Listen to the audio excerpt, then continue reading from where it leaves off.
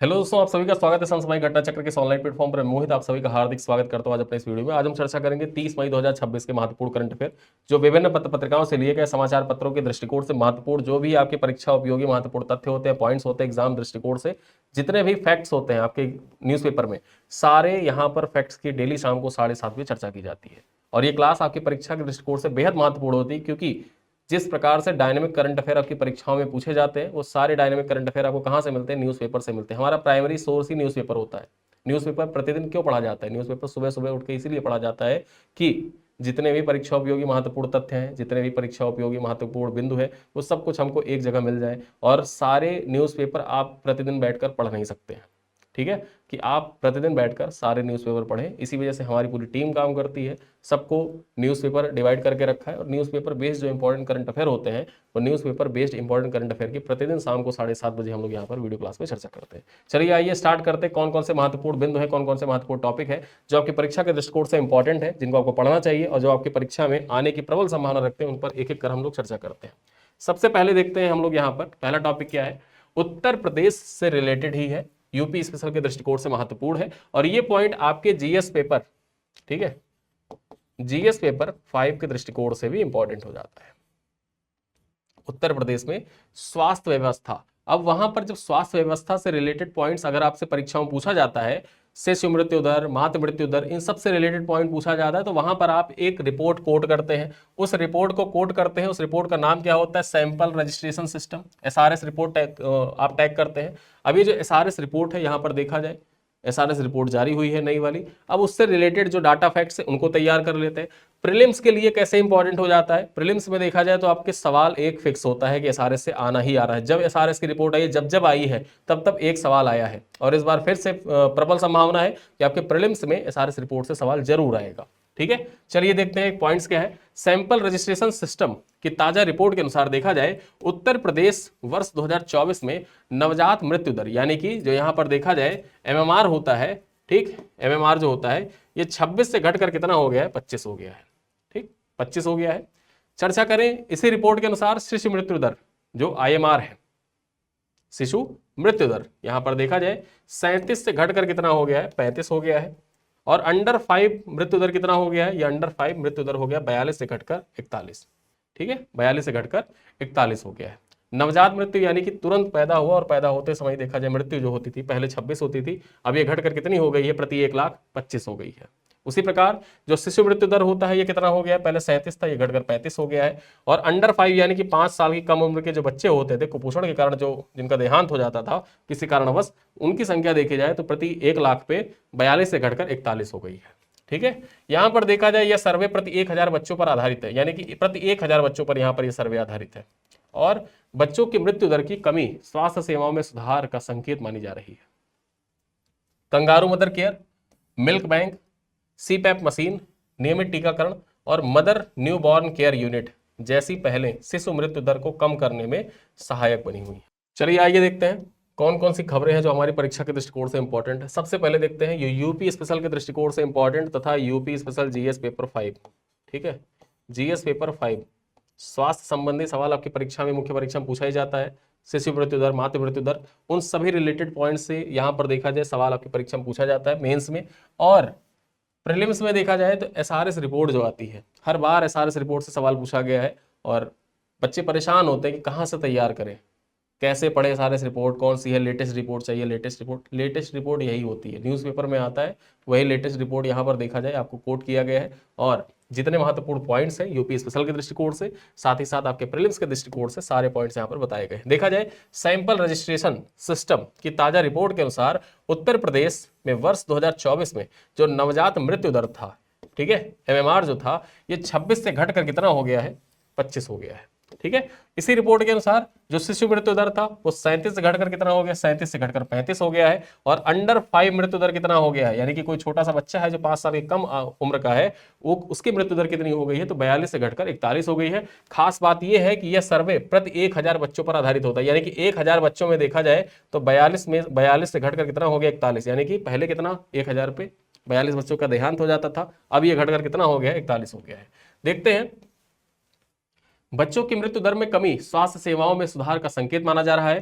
Kangaroo mother care, milk bank, CPAP machine, नियमित टीकाकरण और मदर न्यूबॉर्न केयर यूनिट जो होते हैं, ये पहल शिशु मृत्यु दर को कम करने में सहायक बनी है। अब यहां पर देखा जाए, आपकी मुख्य परीक्षा में अगर सवाल पूछ ले कि उत्तर प्रदेश में शिशु मृत्यु दर में कमी लाने के लिए प्रदेश सरकार के द्वारा किए गए प्रमुख प्रयास कौन कौन से हैं, ठीक, अब ये प्रयास ही आपके समक्ष लिखा हुआ है। जो प्रयास है यही प्रयास है, kangaroo mother care, milk bank, CPAP machine, नियमित टीकाकरण, मदर न्यूबॉर्न केयर यूनिट जो होते हैं, यही सब प्रदेश सरकार के द्वारा किए गए प्रमुख पहल है, जिनकी वजह से देखा जाए जो स्वास्थ्य सेवाएं हैं वो हमारी बेहतर हो रही हैं, जिससे शिशु मृत्यु दर में कमी आई है। लेकिन खास बात यहां पर यह हो जाता है, दूसरी ओर देखा जाए जो मातृ मृत्यु दर है, इसके बारे में मैंने पहले चर्चा भी की थी, ये 2021 से 23 के बीच में पहले कितना था, 141 था, ये बढ़कर 2024 में कितना हो गया है, 1 लाख जीवित जन्मों पर 154 हो गया। 141 से बढ़कर कितना हो गया है, 154 हो गया है। यानी कि प्रति 1 लाख जीवित जन्म, यानी कि प्रति 1 लाख बच्चे जब पैदा होते हैं तो जीवित जन्मों पर जो प्रसव के दौरान उनकी माता का देहांत हो जाता है, ये पहले कितना था, 141 था, बढ़कर 154 हो गया है। ठीक है, रिपोर्ट ने प्रसव पूर्व देखभाल, भ्रूण निगरानी, प्रसव प्रबंधन और जन्म के बाद शुरुआती 48 घंटों की सेवाओं की गुणवत्ता सुधार करने की बात भी बताई है। साथ ही साथ ये पॉइंट्स यहां पर देखा जाए एक नकारात्मक दृष्टिकोण प्रस्तुत करता है, तो इसको भी आप याद रखिएगा। चलिए आगे देखते हैं। उल्लास पहल के तहत सिक्किम बना पूर्ण साक्षर राज्य। यहां पर उल्लास पहल इंपॉर्टेंट हो जाता है और सिक्किम देखा जाए पूर्ण साक्षर राज्य का दर्जा दे दिया गया सिक्किम को उल्लास पहल के तहत। यह सवाल पूछा भी जा चुका है कि निम्नलिखित में से किस पहल के तहत मिजोरम को पूर्ण साक्षर राज्य का दर्जा दिया गया था, तो वो पहले उल्लास पहल। चलिए देखते हैं। राष्ट्रपति द्रौपदी मुर्मू की उपस्थिति में गैंगटोक स्थित सिक्किम विश्वविद्यालय के दीक्षांत समारोह में सिक्किम को आधिकारिक रूप से पूर्ण साक्षर राज्य घोषित किया गया है। देखा जाए यह घोषणा उल्लास समाज में सभी के लिए आजीवन सीखने की समझ पहल के अंतर्गत की गई है, जिसे शिक्षा मंत्रालय के द्वारा राष्ट्रीय शिक्षा नीति 2020 के अनुरूप शुरू की गई थी। उल्लास पहल का उद्देश्य 15 वर्ष एवं उससे अधिक आयु के लोगों को वयस्क शिक्षा, कार्यात्मक साक्षरता और आजीवन सीखने को बढ़ावा देना है। देखा जाए तो यह योजना निरंतर सीखने और कौशल विकास को प्रोत्साहित करती है। खास बात यह हो जाती है कि इससे पहले मिजोरम भारत का पहला पूर्ण साक्षर राज्य घोषित किया गया था, जबकि गोवा, त्रिपुरा और हिमाचल प्रदेश भी इस सूची में शामिल है, और अब देखा जाए सिक्किम भी सूची में शामिल हो गया है। ठीक है, तो याद रखना है आपको कि मिजोरम, गोवा, त्रिपुरा और हिमाचल प्रदेश के बाद कौन सा राज्य है जिसको पूर्ण साक्षर राज्य घोषित किया गया है उल्लास पहल के तहत, तो वो है सिक्किम राज्य। ठीक है, चलिए आगे देखते हैं। त्रिपुरा में पूर्वोत्तर का पहला डिजिटल FRA एटलस लॉन्च किया गया है। ये FRA एटलस कहां पे लॉन्च किया गया है, पूर्वोत्तर का पहला, तो ये लॉन्च किया गया त्रिपुरा में। चर्चा करते हैं। 29 मई 2026 को त्रिपुरा के राज्यपाल इंद्रसेन रेड्डी नल्लू ने पूर्वोत्तर क्षेत्र का पहला डिजिटल वन अधिकार अधिनियम, पूर्वोत्तर क्षेत्र का पहला डिजिटल वन अधिकार अधिनियम यानी कि FRA एटलस लॉन्च किया है। इसका शुभारंभ अगरतला के प्रज्ञा भवन में आयोजित जनजातीय गरिमा उत्सव 2026 Birsa lives in new Bharat week कार्यक्रम के दौरान किया गया। ठीक है, अब यहां पर ये याद रखना है आपको कि जनजातीय गरिमा उत्सव 2026 का आयोजन कहां पर किया गया था, अगरतला त्रिपुरा में किया गया था। और इसी दौरान क्या हुआ, इसी दौरान जो इंद्रसेन रेड्डी नल्लू है, ये पॉइंट याद रखिएगा, त्रिपुरा के राज्यपाल कौन, इंद्रसेन रेड्डी नल्लू त्रिपुरा के राज्यपाल है, और इन्हीं के द्वारा पूर्वोत्तर क्षेत्र का पहला डिजिटल वन अधिकार अधिनियम एटलस लॉन्च किया गया। ठीक है, चलिए देखते हैं। यह डिजिटल एटलस आदिवासी समुदायों की भूमि वन अधिकारों को बेहतर प्रबंधन और दावे की पारदर्शिता निपटान में मदद प्रदान करेगा। एटलस का विकास जो है ये त्रिपुरा एप्लीकेशन सेंटर के सहयोग से किया गया है। इसमें देखा जाए डिजिटल मैपिंग और भू स्थानिक प्रौद्योगिकी का उपयोग किया गया है। बात करें तो यह पहल वन अधिकार अधिनियम 2006 के प्रभावी कार्यान्वयन तथा पारदर्शिता, निगरानी और यहां पर देखा जाए एविडेंस बेस्ड ट्राइबल वेलफेयर को बढ़ावा देगी। ठीक, तो ये पॉइंट्स आपके एग्जाम के दृष्टिकोण से बेहद महत्वपूर्ण हो जाता है, और जहां भी ये शब्द आप देखें ना, ये समझिए ये आपका चीट कोड है, ये पॉइंट्स आपका चीट कोड है। पहला शब्द जहां भी आपको देखो, भारत का पहला, पूर्वोत्तर का पहला, उत्तर प्रदेश का पहला, विश्व का पहला, दुनिया का पहला, ये पॉइंट्स आपके एग्जाम के दृष्टिकोण से बेहद महत्वपूर्ण होते हैं। चलिए आगे देखते हैं। CCI के प्रथम अध्यक्ष धनेंद्र कुमार का निधन हो गया है। यहां पर देखा जाए भारतीय प्रतिस्पर्धा आयोग, कंपटीशन कमीशन ऑफ इंडिया के प्रथम अध्यक्ष और पूर्व IAS अधिकारी धनेंद्र कुमार का 28 मई 2026 को 80 वर्ष की आयु में निधन हो गया। वे हरियाणा कैडर के 1968 बैच के IAS अधिकारी थे तथा 2009 में भारतीय प्रतिस्पर्धा आयोग के पहले चेयरमैन नियुक्त हुए थे। ठीक है, याद रखिएगा, भारतीय प्रतिस्पर्धा आयोग यानी कि कंपटीशन कमीशन ऑफ इंडिया के पहले अध्यक्ष कौन थे, धनेंद्र कुमार थे, जिनका हाल ही में निधन हो गया। कब, 28 मई को, और ये 1968 बैच के हरियाणा कैडर के अधिकारी थे। चर्चा करें तो धर्मेंद्र कुमार ने भारत के प्रतिस्पर्धा कानून और कंपटीशन एक्ट को लागू करने में महत्वपूर्ण भूमिका निभाई तथा एंटी मोनोपोली नियामक ढांचा विकसित किया था। ये वर्ल्ड बैंक में एग्जीक्यूटिव डायरेक्टर तथा वाणिज्य मंत्रालय में वरिष्ठ अधिकारी के रूप में भी कार्य कर चुके हैं। यहां पर देखा जाए, भारतीय प्रतिस्पर्धा आयोग की स्थापना प्रतिस्पर्धा अधिनियम 2002 के तहत 10 अक्टूबर 2003 को हुई थी। यह कॉर्पोरेट कार्य मंत्रालय के अधीन वैधानिक और अर्धन्यायिक संस्था है। ठीक है, तो आपको यहां पर देखा जाए ये स्टैटिक पॉइंट हो जाता है कि भारतीय प्रतिस्पर्धा आयोग के बारे में। जो भारतीय प्रतिस्पर्धा आयोग है, बेसिकली यहां पर देखा जाए इसकी स्थापना कब की गई थी? 14 अक्टूबर 2003 को किया गया था।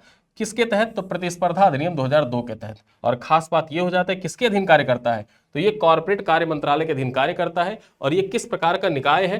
तो ये देखा जाए एक वैधानिक तथा अर्धन्यायिक निकाय है। ठीक है, चलिए आगे देखते हैं। वाइस एडमिरल अजय कोचर बने भारतीय नौसेना के नए वाइस चीफ। ठीक है, देखा जाए जो भारतीय नौसेना है, भारतीय नौसेना के नए वाइस चीफ कौन बन गए? अजय कोचर बन गए हैं। यहां पर चर्चा करते हैं। वाइस एडमिरल अजय कोचर ने 29 मई 2026 को भारतीय नौसेना के 48वें वाइस चीफ का पदभार ग्रहण किया है। यहां पर देखा जाए उन्होंने 1 जुलाई 1988 को भारतीय नौसेना में कमीशन प्राप्त किया था तथा वे देखा जाए गनरी तथा मशीन सिस्टम के विशेषज्ञ माने जाते हैं। ठीक, गनरी तथा मशीन सिस्टम के विशेषज्ञ माने जाते हैं।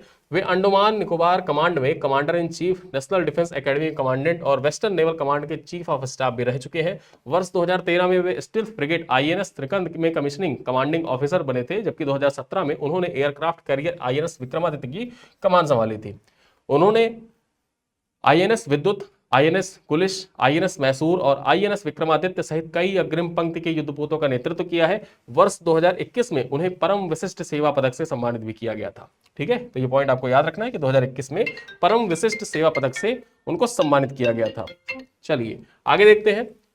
46वीं जूनियर नेशनल रोइंग चैंपियनशिप का आयोजन गोरखपुर में। यहां पर बात करते हैं। रोइंग फेडरेशन ऑफ इंडिया ने रोइंग फेडरेशन ऑफ इंडिया के तत्वाधान में 46वीं junior national rowing championship under 19 का आयोजन 17 से 21 मई 2026 को, कब? 17 से 21 मई 2026 को उत्तर प्रदेश स्थित गोरखपुर रामगढ़ ताल में किया गया। यहां पर देखा जाए प्रतियोगिता में 20 राज्यों के लगभग 297 खिलाड़ी और टीम अधिकारी सम्मिलित हुए थे तथा रेपेचेज और सेमीफाइनल रेस आयोजित की गई थी यहीं पर रामगढ़ ताल में।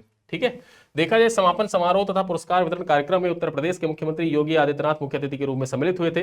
राज्य सरकार ने खिलाड़ियों को प्रोत्साहन देने हेतु राज्य प्रत्येक पदों की नियुक्ति की है। साथ ही साथ सरकारी नौकरी तथा पिछले 9 वर्षों में 3169 खिलाड़ियों को 197 करोड़ रुपए की आर्थिक सहायता भी प्रदान करने की जानकारी प्रदान की। यहां पर देखा जाए प्रदेश में मेजर ध्यानचंद खेल विश्वविद्यालय, अंतर्राष्ट्रीय क्रिकेट स्टेडियम और स्पोर्ट्स सिटी परियोजनाओं के माध्यम से खेल अवसंरचना को मजबूती प्रदान किया जा रहा है। अब उत्तर प्रदेश में जो खेल अवसंरचना विकास है, इससे संबंधित सवाल आपकी मुख्य परीक्षा में अगर पूछ लिया जाता है तो ये यहाँ पर जो फैक्ट्स लिखे हुए हैं, इन फैक्ट्स को आप कोट कर सकते हैं। ठीक है, डायरेक्टली ये पॉइंट्स और ये पॉइंट्स आप परीक्षा में कोट कर सकते हैं। चलिए आगे देखते हैं। ICMR ने आयोजित किया मेडिकल इनोवेशन पेटेंट मित्र। ठीक है, I2I कनेक्ट। यहां पर जो मेडिकल इनोवेशन पेटेंट मित्र I2I कनेक्ट है, इसको किसके द्वारा, इसका आयोजन किसके द्वारा किया गया? ICMR के द्वारा किया गया। यहां पर बात करते हैं। भारतीय आयुर्विज्ञान अनुसंधान परिषद ने नई दिल्ली में मॉनेक शाह सेंटर में मेडिकल इनोवेशन पेटेंट मित्र यानी कि innovators to industries I2I connect कार्यक्रम का आयोजन किया। ICMR स्वास्थ्य अनुसंधान विभाग के अंतर्गत कार्यरत संस्था है जो स्वास्थ्य एवं परिवार कल्याण मंत्रालय के अधीन कार्य करती है। यहां पर देखा जाए यह कार्यक्रम ICMR मेडिकल इनोवेशन पेटेंट मित्र पहल के अंतर्गत बायोमेडिकल नवाचार प्रदर्शन और प्रौद्योगिकी हस्तांतरण के लिए भारत की शुरुआती संरचित मंचों में से एक बना है। बात करते हैं पहल का मुख्य उद्देश्य क्या है, तो मजबूत औद्योगिक सहयोग के माध्यम से स्वदेशी बायोमेडिकल अनुसंधान को वास्तविक स्वास्थ्य सेवाओं में परिवर्तित करना इसका मुख्य उद्देश्य है। यहां पर देखा जाए इस मंच से अनुसंधान संस्थान, औद्योगिक तथा स्वास्थ्य क्षेत्रों के बीच नवाचार को यहां पर देखा जाए आधारित सहयोग को बढ़ावा देने के लिए बात की गई है। ठीक, तो याद करिएगा ICMR के द्वारा जो ये कार्यक्रम है इसका आयोजन कहां पर किया गया था? इसका आयोजन मानेक शाह सेंटर नई दिल्ली में किया गया था। ठीक है, मेडिकल इनोवेशन पेटेंट मित्र कार्यक्रम का आयोजन कहां पर किया गया? नई दिल्ली में। चलिए आगे देखते हैं अगली खबर क्या है। चंडीगढ़ और भुवनेश्वर को मिली एशियाई एथलेटिक्स प्रतियोगिता की मेजबानी। ठीक है, एशियाई एथलेटिक्स प्रतियोगिताओं की मेजबानी मिल गई है चंडीगढ़ और भुवनेश्वर को। चर्चा करते हैं। एशियन एथलेटिक्स एसोसिएशन ने हांगकांग में आयोजित कार्यकारी परिषद की बैठक में भारत के चंडीगढ़ और भुवनेश्वर को प्रमुख एशियाई एथलेटिक्स प्रतियोगिताओं की मेजबानी प्रदान की है। वर्ष 2027 एशियाई खेल रिले चैंपियनशिप का आयोजन कहां पर किया जाएगा? चंडीगढ़ में किया जाएगा। वर्ष 2028 में एशिया इंडोर एथलेटिक्स चैंपियनशिप का आयोजन कहां पर किया जाएगा? भुवनेश्वर में किया जाएगा। देखा जाए तो यह परिषद 28 से 31 मई 2026 तक आयोजित की गई और अंडर 20 एथलेटिक्स चैंपियनशिप के पहले आयोजित हुई है। यहां पर बात करें, विश्व एथलेटिक्स के उपाध्यक्ष आदिल सुमारीवाला ने इन आयोजनों की पुष्टि की। दोनों प्रतियोगिताओं की मेजबानी के लिए एथलेटिक्स फेडरेशन ऑफ इंडिया ने वर्ष 2025 में बोली प्रस्तुत की थी, यानी कि एथलेटिक्स फेडरेशन ऑफ इंडिया के द्वारा 2025 में अपनी बोली प्रस्तुत की गई थी। उसके तहत देखा जाए, एशियाई इंडोर एथलेटिक्स चैंपियनशिप की मेजबानी किसको मिल गई है? भुवनेश्वर को। और वहीं पर एशियाई रिले चैंपियनशिप की मेजबानी किसको मिल गई है 2027 के लिए? चंडीगढ़ को। ठीक है, तो ये पॉइंट्स याद रखिएगा कि चंडीगढ़ और भुवनेश्वर को मिली एशियाई एथलेटिक्स प्रतियोगिताओं की मेजबानी। आगे चर्चा करते हैं, अंतरराष्ट्रीय एवरेस्ट दिवस के बारे में चर्चा कर लेते हैं। कब मनाया गया? 29 मई को मनाया गया। खास बात यह हो जाती है कि प्रतिवर्ष 29 मई को अंतरराष्ट्रीय एवरेस्ट दिवस मनाया जाता है। माउंट एवरेस्ट पर पहली सफल चढ़ाई की स्मृति में इसका आयोजन किया जाता है। 29 मई 1953 को सर एडमंड हिलरी और तेंजिंग नार्गो ने पहली बार माउंट एवरेस्ट के शिखर पर सफलतापूर्वक चढ़ाई की थी। बात करें तो यह दिवस मानव साहस, धैर्य, सहनशीलता और अन्वेषण की भावना का प्रतीक माना जाता है। देखा जाए तो नेपाल सरकार ने इस दिवस की शुरुआत की थी तथा 2000 इसका पहला आयोजन जो किया गया था, ये कब किया गया था? ये 2008 29 मई को किया गया था। ठीक है, 2008 29 मई को पहली बार अंतरराष्ट्रीय एवरेस्ट दिवस मनाया गया था। देखा जाए अगला पॉइंट क्या है? विश्व पाचन स्वास्थ्य दिवस, ये कब मनाया गया था? ये भी 29 मई को मनाया गया, कल मनाया गया था। ठीक है, प्रतिवर्ष 29 मई को विश्व पाचन स्वास्थ्य दिवस मनाया जाता है, जिसका उद्देश्य जठर तंत्र संबंधी रोगों के रोकथाम, पहचान तथा उपचार के प्रति जागरूकता को बढ़ावा देना है। देखा जाए तो यह दिवस वर्ल्ड गैस्ट्रोलॉजी ऑर्गेनाइजेशन के द्वारा आयोजित किया जाता है। बात करें 29 मई 1958 को अमेरिका के वॉशिंगटन में आयोजित प्रथम वर्ल्ड कांग्रेस गैस्ट्रोलॉजी के अंतर्गत देखा जाए WGO की औपचारिक स्थापना हुई थी। 2003 में WGO की 45वीं वर्षगांठ के उपलक्ष्य में इस दिवस की शुरुआत की गई थी, जबकि इसका पहला आयोजन जो हुआ था, ये कब हुआ था? ये 29 मई 2004 को किया गया था। तो ये पॉइंट याद रखिएगा कि विश्व पाचन स्वास्थ्य दिवस, वर्ल्ड डाइजेस्टिव हेल्थ डे होता है, ये कब मनाया जाता है? हर साल 29 मई को मनाया जाता है।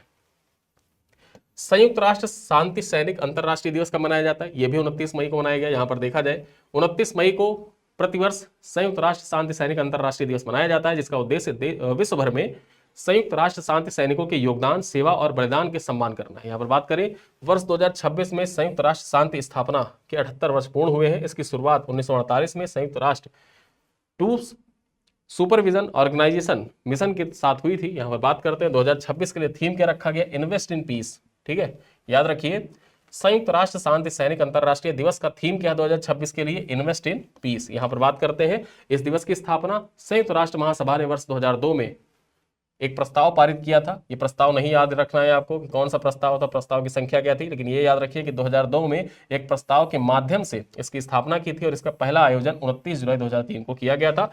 संयुक्त राष्ट्र के डिपार्टमेंट ऑफ पीस ऑपरेशंस के द्वारा इस दिवस का समन्वय किया जाता है और नीले हेलमेट बैरेट संयुक्त राष्ट्र मिशन के प्रतीक माने जाते हैं। यानी कि जो नीला हेलमेट होता है, ये किसका प्रतीक माना जाता है? जो संयुक्त राष्ट्र के शांति मिशन है, उन संयुक्त राष्ट्र के शांति मिशनों का प्रतीक माना जाता है। कभी भी आप संयुक्त राष्ट्र सैनिकों को देखेंगे तो वो नीले कलर का हेलमेट लगाए रहते हैं। ठीक है, तो ये पॉइंट्स आपके एग्जाम के दृष्टिकोण से महत्वपूर्ण हो जाता है। चलते चलते कुछ सवाल है जिनका उत्तर आप कमेंट बॉक्स में दीजिएगा। संयुक्त राष्ट्र शांति सैनिक अंतरराष्ट्रीय दिवस प्रतिवर्ष कब मनाया जाता है? 24 अक्टूबर को, 29 मई को, 21 सितंबर को या 10 दिसंबर को। क्वेश्चन नंबर 2 है, वर्ष 2026 में संयुक्त राष्ट्र शांति स्थापना के कितने वर्ष पूर्ण हुए? 75 वर्ष, 76 वर्ष, 78 वर्ष या 80 वर्ष। क्वेश्चन नंबर 3 है, संयुक्त राष्ट्र शांति स्थापना की शुरुआत किस मिशन के तहत की गई थी? UNEF मिशन के तहत, UN फिल्म मिशन के तहत, UNI फिल्म मिशन के तहत या UNTSO मिशन के तहत, या यहाँ पर बात करते हैं MONUSCO मिशन के अंतर्गत। कौन से मिशन के तहत देखा जाए शुरुआत की गई थी संयुक्त राष्ट्र शांति मिशन की स्थापना? आगे बात करते हैं 2026 के लिए संयुक्त राष्ट्र शांति सैनिक अंतरराष्ट्रीय दिवस का थीम क्या है? Peace, begin with me, people, peace, progress, invest in peace या हॉनरिंग पीस कीपर। ठीक है, तो कौन सा थीम है? ये थीम आपके परीक्षा के दृष्टिकोण से बेहद महत्वपूर्ण हो जाता है। तो इन सवालों का उत्तर आप कमेंट बॉक्स में दीजिएगा। वीडियो कैसा लगा लोग बता सकते हैं। साथ ही साथ अपने इस वीडियो को अपने दोस्तों के साथ साझा करिएगा। इसकी क्लास PDF आपको व्हाट्सएप ग्रुप में शेयर कर दी जाएगी। साथ ही साथ में देखा जाए जो प्रिंटेबल PDF होती है वो भी आपको व्हाट्सएप ग्रुप में मिल जाएगी। टेस्ट ऐप पर आपको उपलब्ध हो जाएगा और ये PPT जो क्लास की लगी होती है ये भी आपको ऐप पर मिल जाती है। ठीक है, तो इन्हीं सब बातों के साथ इस वीडियो को करते हैं समाप्त। मिलते हैं अगली क्लास में, तब तक के लिए धन्यवाद।